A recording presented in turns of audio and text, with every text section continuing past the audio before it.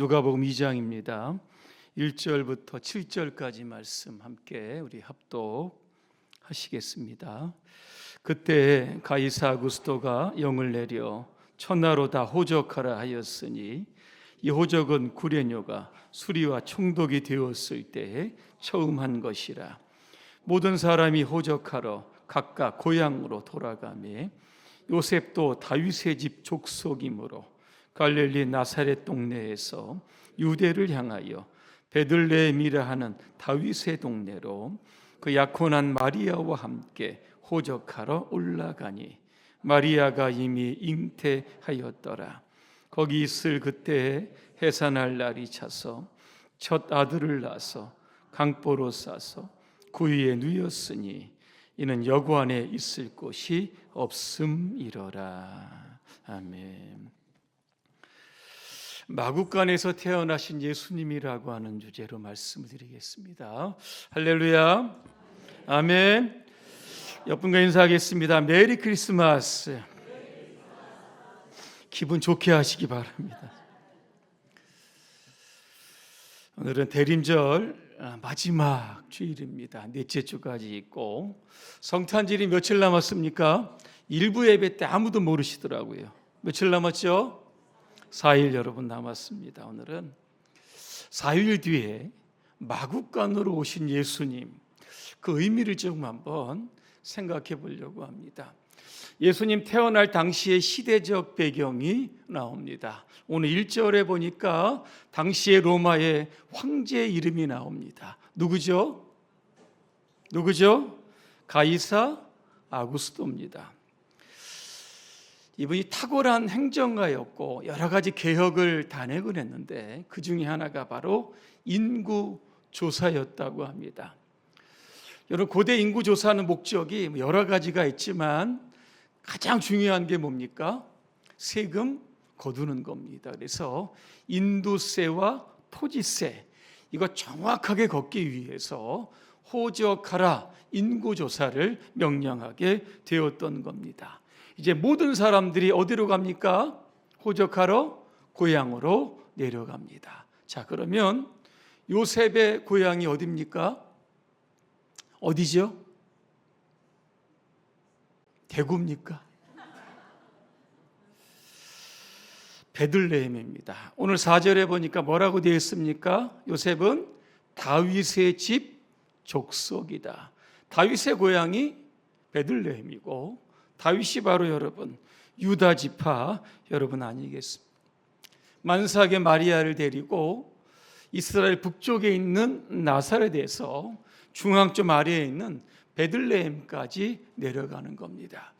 그 길이 어느 정도 되나 이렇게 조사를 해봤더니 직선이 170km 정도 되고 이게 뭐 여리고나 여러 가지 예루살렘으로 우회할 경우에는 230km 정도 된다고 여러분 하는 겁니다. 여러분, 여기에서 우리는 한 가지 질문이 좀 필요합니다. 왜 예수님은 갈릴리에서 출생하지 않으시고 유대 베들레헴에서 출생하셨을까라고 하는 겁니다. 자, 요셉의 고향이 베들레헴이죠. 그죠? 그러나 그는 지금 어디에 삽니까? 나사렛에서 살고 있습니다. 자, 그러면 또 질문이죠. 마리아의 고향은 어디입니까? 김천입니까? 아니죠. 나사렛입니다. 자, 그러면 요셉과 마리아가 살고 있는 나사렛에서 그죠? 아이를 낳아야 되는데 굳이 지금 베들레헴까지 가서 베들레헴에서 아이를 오늘 출산하게 되었다는 겁니다. 이유가 어디에 있을까? 미가서 5장 2절에 답이 나옵니다. 자, 지난번에 설교되어 있었지만 베들레헴 에브라다야, 그렇죠? 너에게서 이스라엘을 다스리는 자가 나올 것이다. 미가 선지자는 예수님 탄생하기 전 700년 전에 구약에서 활동했던 여러분 선지자입니다. 자, 그러니까 예수님은 어쩌다가 그죠? 오늘 베들레헴에서 태어난 것이 아니라 오래전부터 하나님께서 예수님의 탄생을 계획하셨고 분명하게 장소까지도 정해 놓으셨다라고 하는 겁니다. 요셉이 만삭의 마리아를 데리고 베들레헴으로 가는 여정 쉽지 여러분 않았을 겁니다. 그죠? 큰 부담도 있었을 겁니다. 하지만 그 불편한 이동이 결국 베들레헴에서 예수님을 탄생하고 구약의 예언을 이루는 그러한 놀라운 일이 일어나게 됐다는 겁니다. 세상에는 우연이 없습니다. 하나님의 필연만 존재합니다. 예수님 당시 아구스토라고 하는 황제를 통해서도 이 일을 하셨고, 오늘날의 수많은 사람과 사건들을 통해서 하나님의 일은 차질 없이 진행되고 있다라고 하는 사실을 여러분 기억하셔야 합니다. 자, 그러면 예수님께서 이 마구간에 여러분 태어나셨습니다. 표면적인 이유를 보니까 여관에 방이 없다 그랬습니다. 그래서 마구간에 태어났다. 자, 그러면 질문합니다. 베들레헴에는 마구간이 많았을까요? 적었을까요?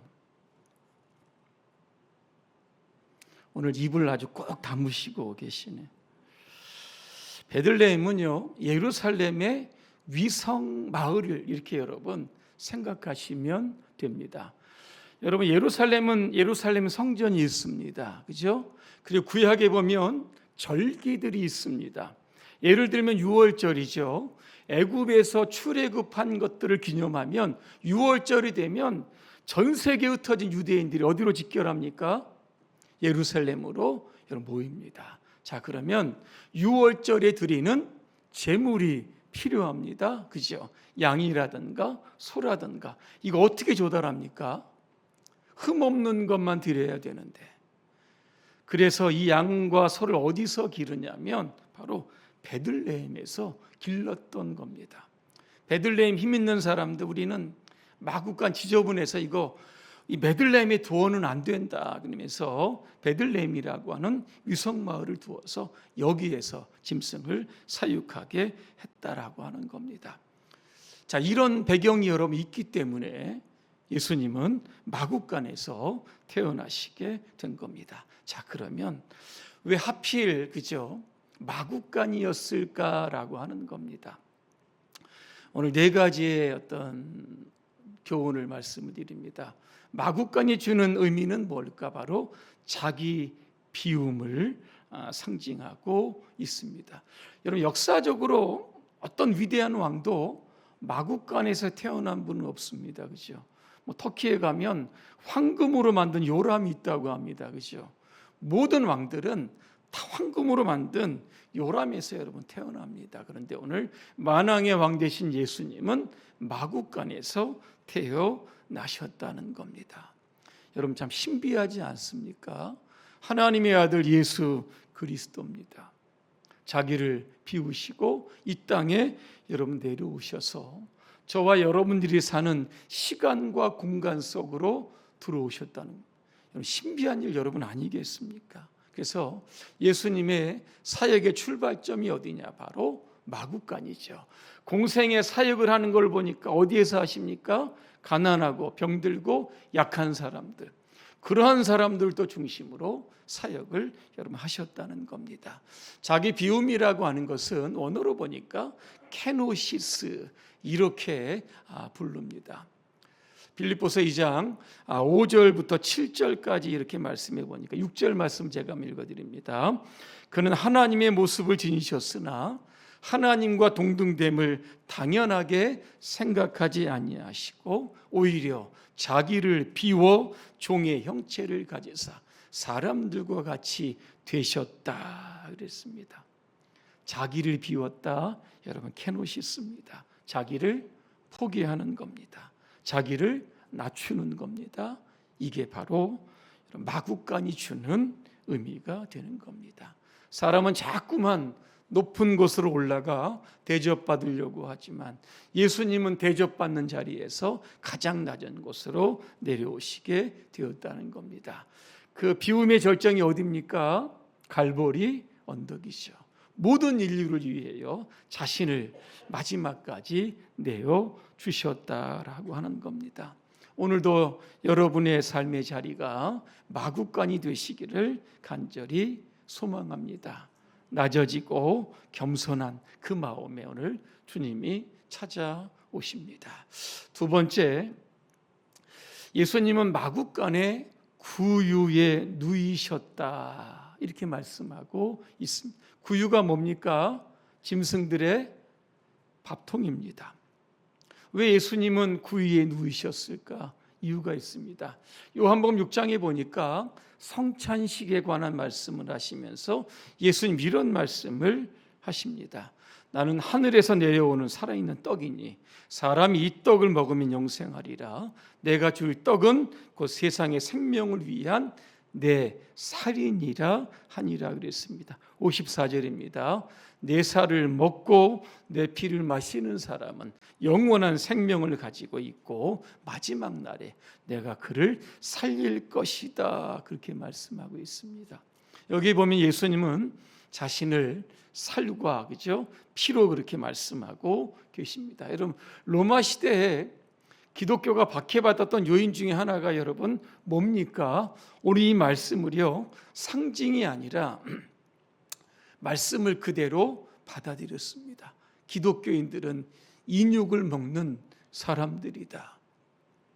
비밀 장소에 모여서 인육을 먹는 사이비 종교단체로 인식을 했던 겁니다. 사회에 무리를 일으키기 때문에 이들은 박멸해야 되고 박해해야 된다. 이런 것이 여러분 있었다는 겁니다. 예수님의 살과 피를 먹고 마신다는 게 뭡니까? 예수를 믿는다는 겁니다. 예수를 믿는다는 것은 예수님과 하나가 된다라고 하는 겁니다. 예수님과 하나가 될 때 우리에게 영원한 생명을 주시게 되는 겁니다. 또 하나 마구간은요, 예수님이 찾아오시는 우리의 마음과도 여러분 같습니다. 여관에는요 사람이 가득 여러분 차 있습니다. 주님이 들어갈 공간이 여러분 없었던 겁니다. 이 시간 여러분 마음에 주님이 찾아오시면 주님을 맞아들일 수 있는 마음의 공간이 있는지 한번 여러분의 마음을 한번 들여다 보시기를 바랍니다. 예수님 라오디게아 교회를 향해서 이렇게 말씀합니다. 계시록 3장 20절입니다. 내가 문 밖에 서서 두드린다. 그렇게 말씀합니다. 라오디게아 교회는요 부자 교회입니다. 부자 교인들이 여러분 있죠. 그런데 교인 예수님이요 교회 밖에 계십니다. 여러분 좀 이상하지 않습니까? 교인들을 생각하는 거죠.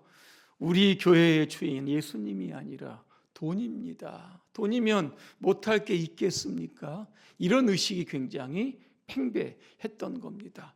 그럼에도 불구하고 예수님은 교회를 향해서 끊임없이 노크를 하시죠. 왜 그렇습니까? 교회의 주인은 돈이 아니라 바로 나다라고 하는 겁니다.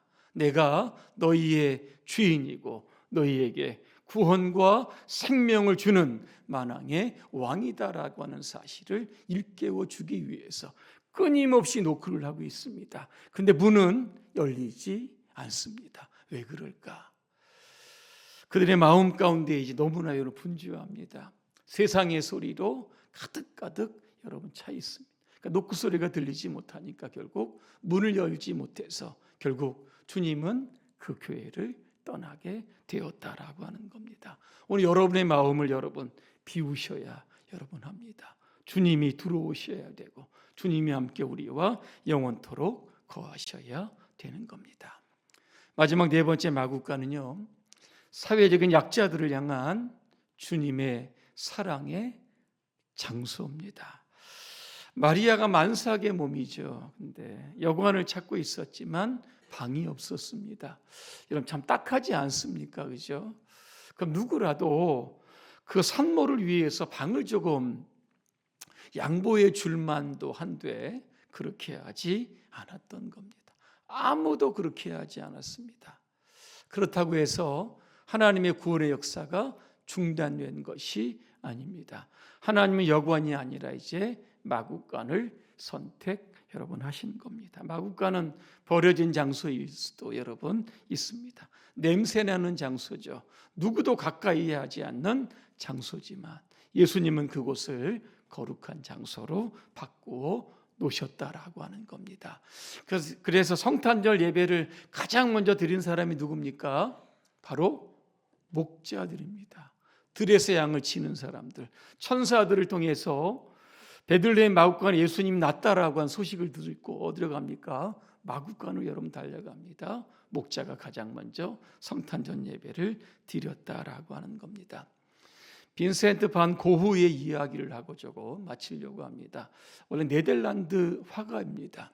성직자의 꿈을 꿨죠. 광산에서 전도사로 일합니다. 하지만 조울증이 오고 삶이 여러 가지 어려움이 오자 사역을 중단합니다. 그러면서 이제 그림을 그리기를 시작을 합니다. 파리에 와서 이제 그림을 그리는데 하루는 길거리를 지나가는데 시엔이라고 하는 여인을 만나게 됩니다. 이렇게 보니까 임신 중입니다. 갈 집이 없는 겁니다. 그러면서 그 추운 겨울을 떠돌면서 사람들에게 먹을 거를 구합니다. 이때 고흐가 자기의 집으로 이 여인을 여러분 초대합니다. 추운 겨울을 좀 나라. 아이를 낳을 때까지 여기 있어라. 피난처를 제공하죠. 그때부터 사람들의 눈초리가 이상해지기를 시작을 합니다. 매춘을 하며 살던 여인과 함께 동거하는 고흐를 조금 이상한 눈으로 보기를 시작을 합니다. 사람의 시선들은 좋지 않았지만 그 시선 가운데 고흐는 이런 생각을 하고 있습니다. 버림받은 여인을 모른 척하는 것이 나을까? 거두어 드리는 것이 나을까? 어느 것이 품이 있는 일일까? 어느 것이 사려 깊은 일일까? 고민하다 결국은 그 여인과 함께 동거하죠. 함께 공동이 생활이 여러분 쉽지 않았습니다. 결국 해산 때가 왔고 결국 시엔을 산부인과로 보내게 됩니다. 나중에 고흐가 가보니까 시엔 옆에 아기가 있는데 얼마나 참 그 아기를 보면서 깊은 경탄에 사로잡혔다고 합니다. 무정한 세상에서 버림받으면 결국 죽게 될 시인이었지만 고흐의 손길을 통해서 시엔과 태어난 아이가 여러분 살아나게 되었다라고 하는 겁니다. 마태복음 25장 40절 주님 말씀합니다. 지극히 작은 사람 하나에게 한 것이 곧 나에게 한 것이다. 오늘 주변에 여러분 한번 돌아보시기를 여러분 바랍니다. 힘들고 어려운 사람들 여러분 있을 겁니다. 마구간이 바로 그런 의미죠. 그런 사람들을 찾아가라고 하는 주님의 당부가 있게 여러분 되는 겁니다. 결론입니다. 오늘은 대림절 네 번째 주일이면서 우리 교회가 이제 100위의 사무총회가 우리 있는 날입니다. 내년도에 임직자들 미리 공고를 해 여러분 드렸습니다. 교회 안에 임직자는 계급이 여러분 아닙니다. 임직자가 있어야 할 자리는 바로 오늘 여러분 마구간입니다. 예수님처럼 십자가를 지고 가장 낮은 자리에서 사역을 해야 하는 자리가 바로 임직자의 자리인 줄로 믿습니다. 우리 모두가 오늘 자기를 비우고 오늘 예수님처럼 마구간으로 달려가서 주위의 어려운 사람들을 또 돌보고 주님의 귀한 사역을 여러분 감당하시기를 주님의 이름으로 축복합니다. 기도하겠습니다. 은혜로우신 하나님, 예수님은 마구간에서 탄생하셨습니다. 마구간이 주는 의미가 무엇인지를 우리가 깨달았습니다. 자기를 비우고 낮추고 겸손한 삶을 살게 하여 주옵소서. 주변의 약한 이들, 사회적으로 소외된 사람들을 돌볼 수 있는 큰 마음을 허락해 주옵소서. 예수님의 이름으로 기도합니다. 아멘.